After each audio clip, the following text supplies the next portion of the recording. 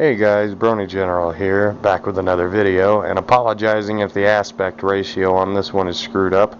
I do plan on getting a new camera soon. This one just has this issue for whatever reason. Chinesium. But anyway, this video is about this.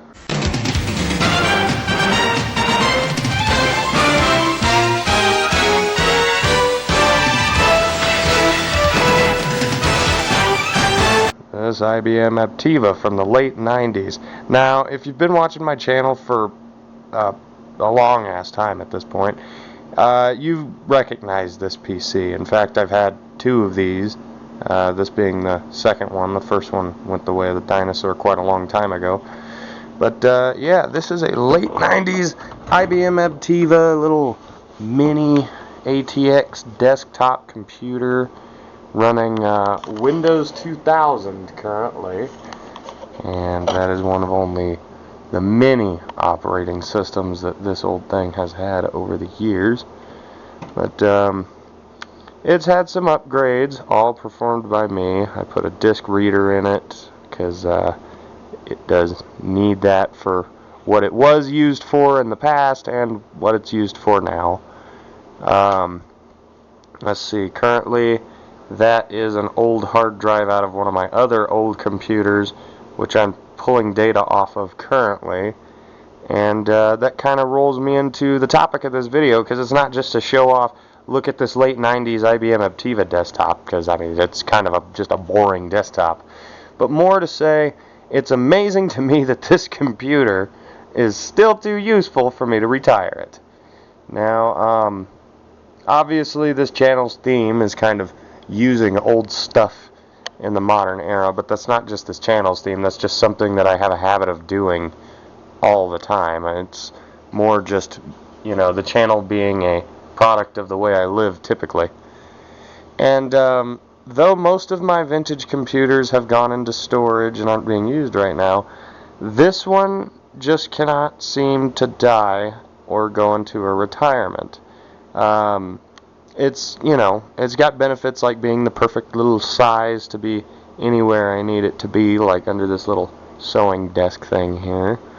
It also has just enough of everything you need. It's back there. It's got a PCI slot and an ISA slot, and well, it's actually got two ISA slots, so you could either run two ISA cards or you could run an ISA card and a PCI card, whichever combo you fancy.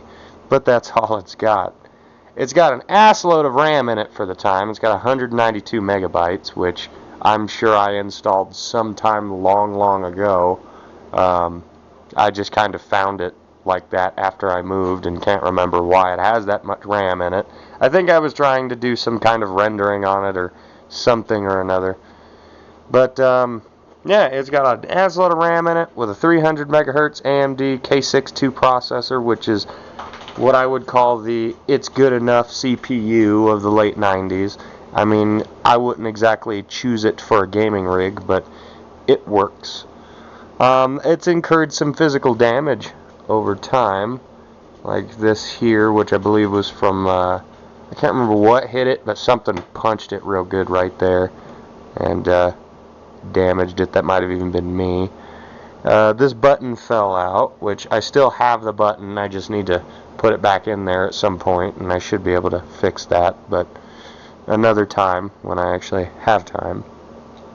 Like I said, it does have this writer drive in here, but the faceplate for the blank out is actually still in here, right back here. Actually, there we go. Yeah, right here. And this computer has had quite a history since I got it. So if I look back on my channel, I believe I got this computer in particular about 8 years ago, 7, 8-ish years ago, somewhere around there. And since then, it has been my main desktop quite a few times. It's been a backup desktop pretty much any time it's not my main desktop. I even gave it to a friend for quite a while because it was his first desktop that he ever was able to use, and he kind of learned the ropes of how to do Windows and DOS stuff on this machine right here. And let's see, since then it's been on and off used for all kinds of tasks. Currently being used as a scanner, printer, and kind of data compiling machine. And yeah, I just thought that this would be a cool little video, considering the main demographic of my channel is people who are really into systems like this.